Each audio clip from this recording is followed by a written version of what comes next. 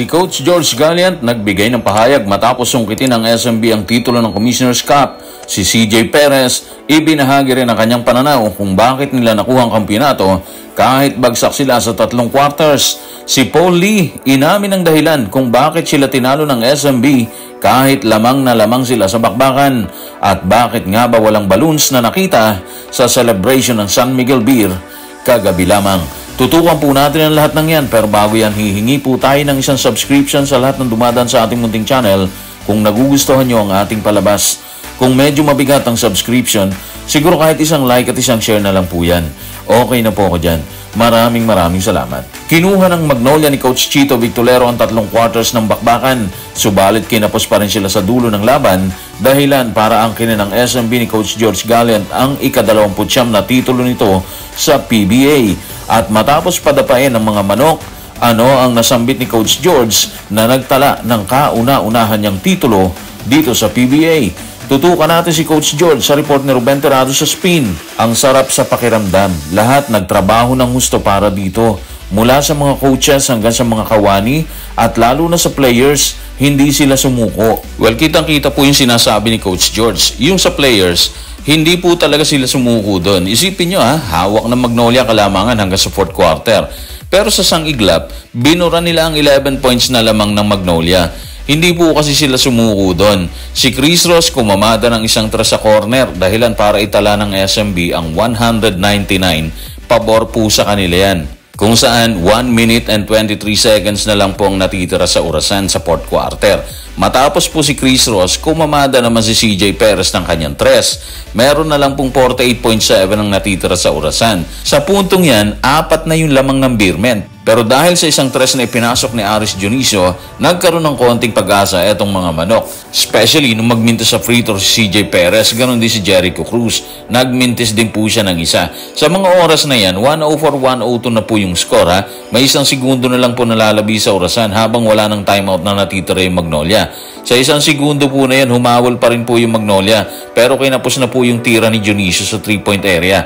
Dahilan para tanghaling kampyon etong SMB. Sa nasabing bakbakan, bunga na rin ang ipinamalas ng talino sa laro.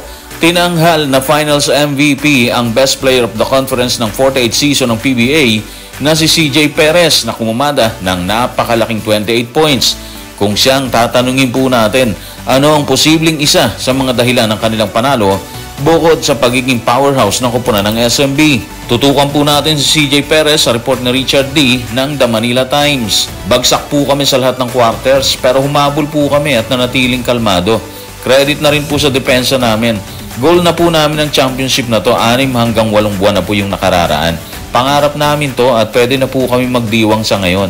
Doon po tayo sa depensa. Of course, sinabayan po nila yan ng matinding opensa sa huling minuto po ng bakbakan.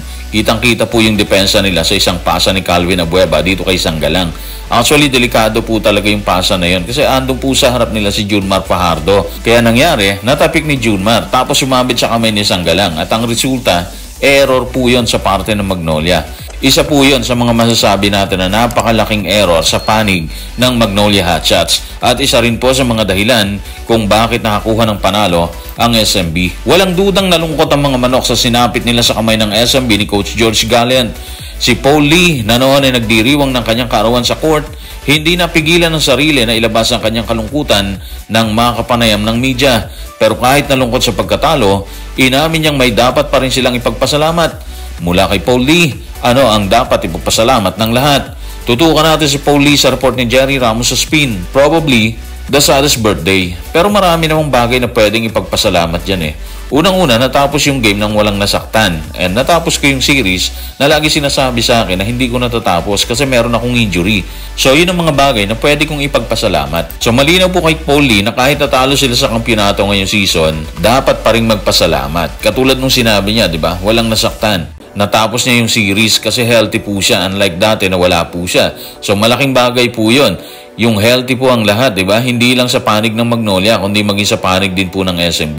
Hindi rin kasi maganda yung nanalo ka ng titulo or sa panig ng SMB na nanalo sila ng title pero may nakuha naman silang injury. So masama naman po yan, di ba? Of course, masakit talaga yun sa panig ni Paulie. Yung natalo po sila kasi hinawakan nila ang 3 quarters ng bakbakan eh. Pero ang mentality kasi ng players, hanggat hindi natatapos ang laro, wala pang kasiguruhan ng lahat. At yun na nangyari sa Magnolia. Lamang sila, pero nakahabol ang San Miguel Beer dito sa bandang dulo. Sa itinalang panalo ng SMB, lahat ay binibigyan natin ng kredito.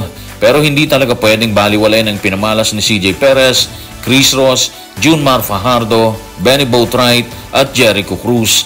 Sa pananaw ni Paul Lee, ano ang posibleng naging dahilan ng kanilang pagkatalo sa kabila ng katotohanang nakalalamang sila sa ika-4 na kanto ng bakbakan? Tutukan natin si Paul Lee sa report ni Jerry Ramos sa spin. Nawala yung focus po namin eh. Doon pwede natin sabihin na na-dominate kami ng San Miguel sa dulo. Siyempre maraming players doon na maraming experience. Championship experience as a team. Credit to San Miguel. Gusto talaga nilang kuhanin ngayong gabi eh. So move on. Bukas, panibagong araw naman yan. Actually, iba po talaga San Miguel eh. Una, siguro sobrang lakas po nila. Yung tipong nasa kanila na po lahat. Kompleto Ricardos, wala nang hahanapin pang coach, di ba? Marami po talaga silang gunner eh. Marami silang shooters. Sabi nga nila, buong-buo ang San Miguel eh. Walang labis, walang kulang. Kaya siguro malimit din sa sinasabi ni Coach George na kalmado lang sila kahit may banta mula sa kalaban. Kahit nakalala mga Magnolia or yung team na kalaban po nila sa eliminations hanggang dito sa finals. Ganun po kabigat ang lineup ng SMB. Matapos ang kini ng SMB ang titulo sa Commissioner's Cup ng 48th season ng PBA at habang nagdiriwang ang karamihan, marami ang nagtaka kung bakit imbes na balloons ang bumagsak mula sa itaas ng Coliseum, confetti ang nakita ng lahat na bumababa. Ano ang paliwanag tungkol sa isyong yan? Tutukan po natin ang Spin.ph. Para sa mga nagtatanong pa rin, ang PBA ay hindi na gumagamit ng mga lobo upang ipagdiwang ang mga kampyonato. Ang mga pangunahing paliwanag ay praktikal at may kinalaman sa kaligtasan. Tulad ng NBA, ang Asia's Pioneering Pro League ay gumagamit na ngayon ng mga confetti machine na mas maginhawang gamitin. So yan po yung paliwanag kung bakit wala na pong balloons na nakikita ngayon sa pagsa-celebrate ng kampyonato dito sa PBA. Yung safety ang una at mas mahalaga dahilan kaya wala na pong lobo sa kasalukuyan. Hindi katulad ng mga nakaraang panahon na makikita mo kagad ng pagbagsak ng lobo mula sa itaas ng Coliseum. Anyway, bago tayo tuluyan magpaalam, i-shoutout muna natin si Dionisio Mercado. Sabi niya, okay lang si Coach Chito. Magaling siya. Sobrang nga lang star-studded ang SMB. More power to your vlog. Pa-shoutout always. Shoutout sa iyo, Dionisio Mercado. So, once again, hello. And si Ma'am Joy Encomienda, good job. We're all behind you, sabi niya. Si E. Mones, sabi niya, wag lang maging cooking show. Itong Game 6, tatapusin niya ng SMB. So, yan po yung kanilang mga pahayag. Shoutout din natin si Dandan Riel. Sabi niya, inaabangan ko tong vlog mo, idol. Pa-shoutout naman. Shoutout sa iyo, Dandan Riel. Si Ruel Plaza, alam na namin aabot pa ng Game 7 yan. Pero SMB ang magcha-champion. Well, Game 6 po yung nangyari. So, hindi na po umabot ng Game 7. So, shoutout kay Ruel Plaza. Si Louis Salon, sabi niya, shoutout po, idol. Shoutout sa'yo, Louis. Si Alex Duma, sabi niya, good luck sa mananalo. Pero ang team ko talaga, Hinebra. Never say die. And si Cat77, pa-shoutout, sir. Shoutout sa'yo, Cat77. So, guys, maraming salamat.